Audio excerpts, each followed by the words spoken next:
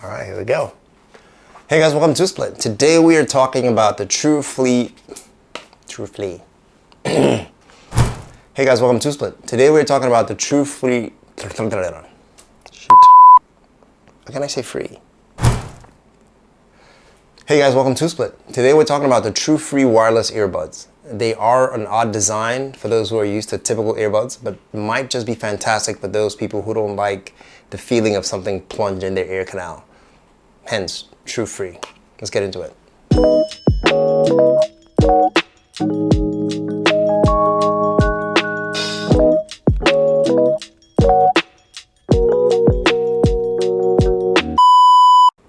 Okay, so what's in the box? In the box, you get the TrueFree case, rather large, with the earbuds inside.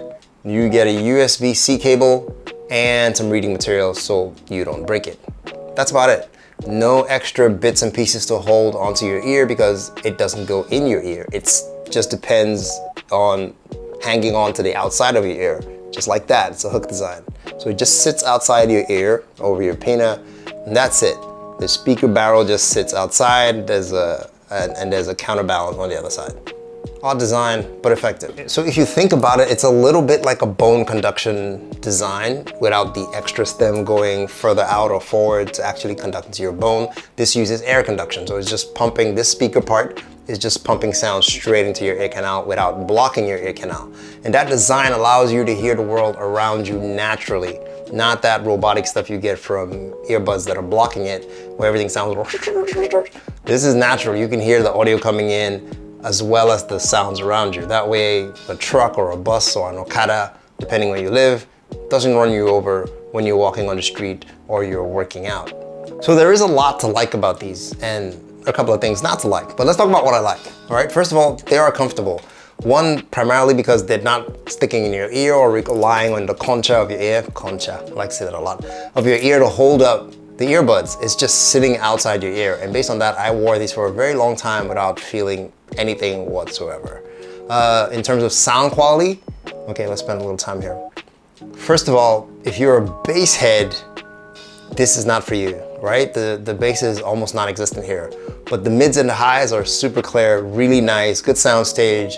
It's designed for more easy listening, you know, basic country music, classicals, but anything with bass stomping, hip hop, Afro beats, not gonna work out for you.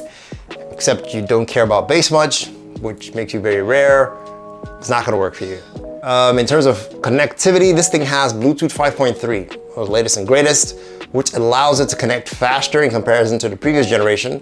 Plus, it allows it for multi-point connection, which I always appreciate, meaning I can connect to two devices at the same time without having to repair each time. So I'm on my computer watching something, my phone rings, I can automatically switch and just pick that up without worrying about fiddling with my phone or bits like that. And that's always appreciated.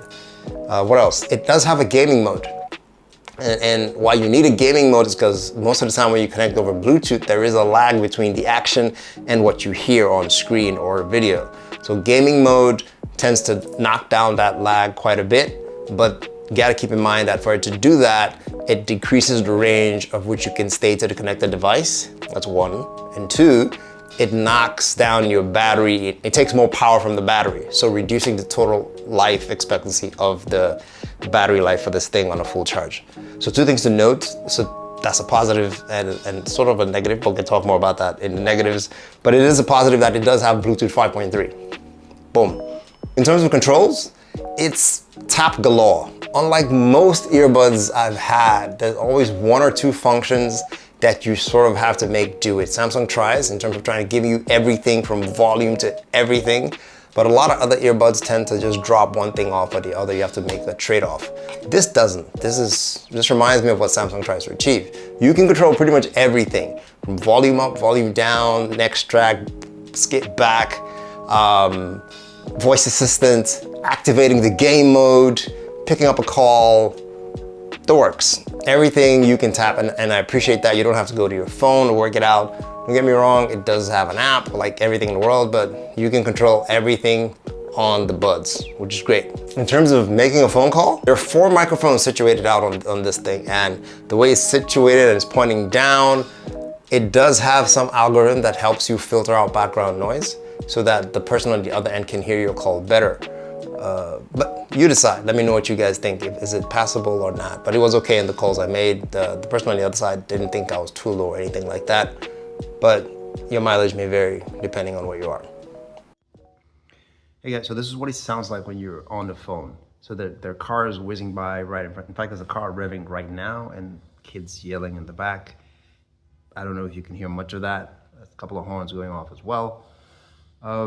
Yeah, like I said, people at call say it sounds fine. Let me know what you guys think. One more thing to mention though, see this tap, even though it does give you all the tap options, right? By reflex, when you want to tap, you would instinctively do this because you're used to your earbuds being here or here, but this is actually where you need to tap. And that can be finicky. And there's a lot of touch and hold and touch for 1.5 seconds. So there's a bit of a learning curve is what I'm trying to say.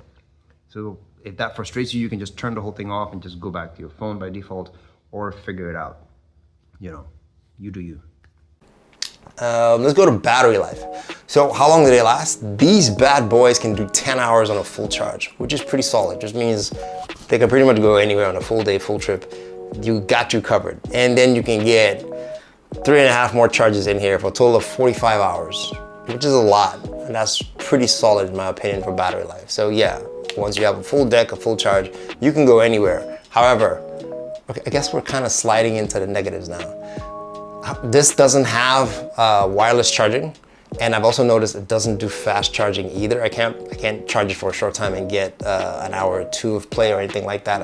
I noticed I have to charge it for at least 30 to 45 minutes to an hour to get some decent power in here. That's one. Two, like I said earlier, bass is non-existent. So if you're a bass head, this is not for you. Don't go there, don't touch it. If you're into easy listening, this is your thing, right? It's and besides, the ones with decent bass that have this design, it is possible, but I noticed they tend to cost more, and we'll get to price and you can see the value this brings to the table. It has an IPX4 rating, which will survive light splashes, and it is a little disappointing because the way it's designed, clearly they want you to hear the outside world, but if you're outside, chances are you're gonna get more, there's a higher chance of it getting wet in the rain or dropping into a pond. So it would have been cooler to survive a little bit more than an IPX4, but it is what it is. At least it will survive the gym, not unless you sweat like a floodgate, and it will survive light splashes of rain. But don't submerge these. And sound isolation is non-existent. So those passive sound isolation you would get from blocking your ear canal, which enhances the sound you're listening to, especially for bass feedback and everything else, that's just not here, right? Because this is open. It's just pointing the speaker into your ear canal and pumping, using air conduction to feed the sound in there. So it's only natural that there isn't any passive seal you're gonna get from these. So that was it. That's my quick pros and cons. And the best pro, I think, so you can find these on Amazon for about $59, if I'm not mistaken, right? However, they usually do have coupons and deals, and Black Friday just went by.